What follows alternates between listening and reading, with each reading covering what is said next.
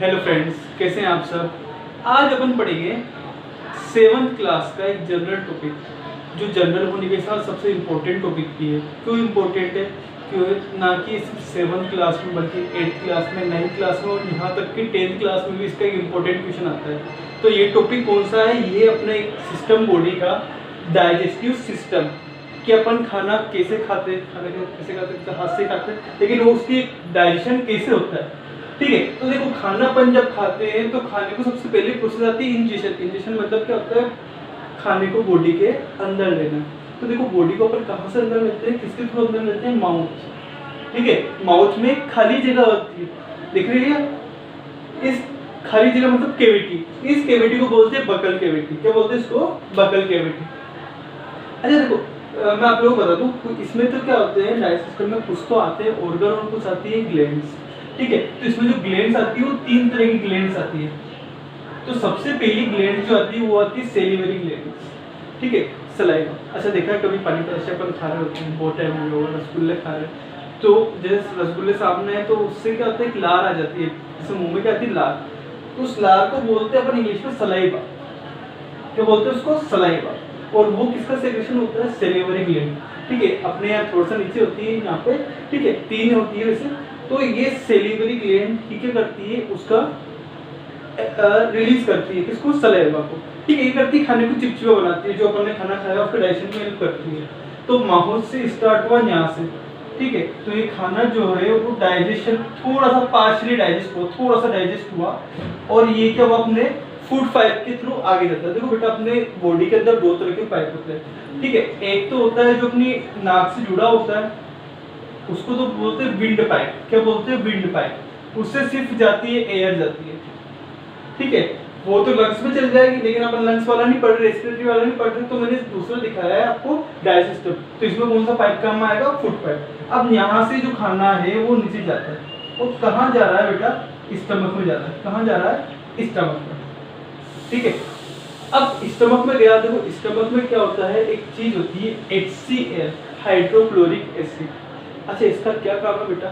अपन ने जो खाना खाया, हो सकता है उसमें कोई बैक्टीरिया हो, वायरस हो, ठीक है, जैसे कोरोना वायरस। ठीक है, तो ये वायरस जो है या बैक्टीरिया जो है अपने कहाँ चल गया? स्टमक में चल गया। ठीक है, अब अपने यदि आगे बॉडी में जाता है तो अपने बॉडी को हार्म कर सकता है। तो उससे बचने के लिए, उसको किल करने के लिए अपने पास पहले एक चीज प्रेजेंट है जिसको बोलते हैं हाइड्रोक्लोरिक एसिड। ये जब एसिड क्या होता है, जैसे खाना आता है तो ये क्या करता है? अपना सेक्रेशन कर देता है, मतलब ये यहाँ पे रिलीज होने लग जाएगा, ये जैसे यहाँ पे ये HCl आ गया। ठीक है, अब ये क्या करेगा? खाने के ऊपर चल जाएगा और खाने में जो जो भी बैक्टीरिया वायरस प्रेजेंट है वो सबको किल कर देगा। अच्छा, इसकी पावर में बताता हूँ आप लोगों को। जैसे अभी चल रहा है कोरोना वायरस, ठीक है, तो ये कोरोना वायरस को भी इजीली किल कर सकता है। तो छोटे मोटे बैक्टीरिया वायरस तो आप समझ गए होंगे कि इजीली मर जाएंगे। तो ये यहाँ पे हो गया, खाना यहाँ पे रुकता है 2-3 घंटे तक। ठीक है, फिर उसके बाद जाता है यहाँ से नीचे जाता है। ठीक है, अच्छा अब देखो मैं आप लोगों को थोड़ा सा पहले बता देता हूँ। ये हो गया आपका माउथ, हो गया ये हो गया स्टमक। स्टमक के बाद ये इस तरह की एक शेप आती है, इसको बोलते हैं लीवर। ठीक है, लीवर। ठीक है, आपने सुना होगा जो लोग एल्कोहल का यूज करते हैं उनका लीवर खराब हो जाता है। ठीक है, वो लोग क्या होते हैं? मोटे हो जाते हैं जनरली। क्यों हो जाते हैं? क्योंकि उनका जो लीवर काम करना कम कर देता है। लीवर का काम होता है बेटा फैट का डाइजेशन करने का। ठीक है, तो क्या होता है, जो लोग एल्कोहल के ज़्यादा यूज करते हैं उनका लीवर का काम करना कम करता है, मतलब फैट का डाइजेशन नहीं होगा। तो मतलब एक फैट की एक लेयर बन जाती है, जिससे लोग तो लोग बोलते हैं ना मोटापा हो गया, ओबेसिटी। ठीक है, तो इसकी वजह से होता है। ठीक है, इस लीवर के अंदर एक इस तरह की स्ट्रक्चर प्रेजेंट होती है, उसको बोलते हैं गॉल ब्लैडर। क्या बोलते हैं उसको? Gall bladder. ठीक है, यहाँ एक ऐसी लीफ की जैसी, पत्ती जैसी स्ट्रक्चर होती है, उसको बोलते हैं पेनक्रियास। तो ये तीनों ग्लैंड है, एक तो लीवर हो गई, एक पेनक्रियास हो गई, ठीक है, और एक सेलिवरी ग्लैंड हो गई। ये तीनों क्या है? ग्लैंड है। ठीक है, और बाकी सारे क्या है? ऑर्गन है।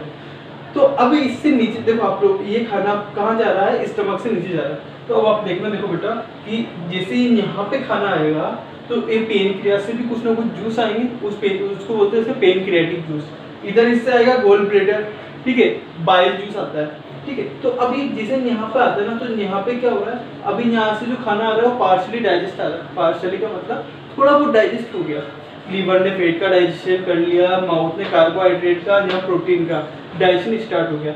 अब उसका कंप्लीट डाइजेशन होना, ठीक है। तो अब यहाँ से उसमें ये दोनों हेल्प करते हैं, तो गोल ब्लेडर और एक पेनक्रियास, ये दोनों अपना क्या करते हैं, जो सेक्रेशन रहता है उसको मिक्स करके स्ट्रेन करते हैं। तो अब ये जो स्ट्रक्चर जा रही है देखो ये वाली, इसको बोलते हैं स्मॉल इंटेस्टाइन। क्या बोलते हैं इसको? Small intestine. सबसे इंपॉर्टेंट पार्ट है आपका डाइजेस्टिव सिस्टम का। ये क्या करता है, उसका कंप्लीट डाइजेशन करता है। ठीक है, जो भी अपना खाना खा रहे हैं उनका डाइजेशन ऊपर स्टार्ट हो गया, लेकिन उसका कंप्लीट डाइजेशन होता है वो कहाँ है? स्मॉल इंटेस्टाइन में होता है। क्या होता है? स्मॉल इंटेस्टाइन में होता है। ठीक है, यहाँ पे जनरली क्वेश्चन आता है, complete digestion and absorption. Absorption क्या होता है, मतलब उससे जो अपन को एनर्जी मिलेगी वो भी कौन खींचता है? खाने से एनर्जी कौन खींचता है? Small intestine. ठीक है, complete digestion and absorption of food वो कहाँ पे होता है? Small intestine. ठीक, अब देखो स्मॉल इंटेस्टाइन के बाद ये किससे जुड़ा हुआ है? देखो इसको क्या बोला है? Large intestine. किससे जुड़ा हुआ है? Large intestine. तो लार्ज इंटेस्टाइन में गया। ठीक है, अब मतलब क्या हो गया? अनडाइजेस्ट फूड रह गया। डाइजेशन हो गया, तो अब जिसका डाइजेशन नहीं हुआ तो उस फूड को बोलते हैं अनडाइजेस्ट फूड। और साथ में क्या रह गया बेटा? वाटर की बात मैंने अभी नहीं की। ठीक है, तो वाटर भी रह गया। तो उस वाटर का एब्जॉर्प्शन कौन करता है? Large intestine. कौन करता है? Large intestine. और जो अनडाइजेस्टेड फूड रहेगा वो इसके थ्रू बाहर जाता आएगा। ठीक है, रेक्टम में कुछ देर रुकेगा, फिर जैसे सुबह आप जाओगे तो एनएस के थ्रू वो खाना अनडाइजेस्ट फूड जो हो जाएगा अपना आप बाहर निकल जाएगा। ठीक है, उम्मीद है आप लोगों को समझ में आया होगा, ऐसे डायग्राम में ठीक ठाक बन गया। ठीक है, तो ध्यान रखना कौन कौन सी ग्लैंड्स होती है। एक तो सेलिवरी ग्लैंड्स होती है, एक लीवर और एक पेनक्रियास, 3 ग्लैंड्स है। बाकी माउथ हो गया आपका, फूड पाइप हो गया, स्टमक हो गया, फिर उसके बाद आगे तो आप large intestine, small intestine, rectum and NS, ये होगा आपके ऑर्गन। ठीक है बेटा, तो इसको डायग्राम को आप लोग बनाना और इसको ट्राई करना। Thank you.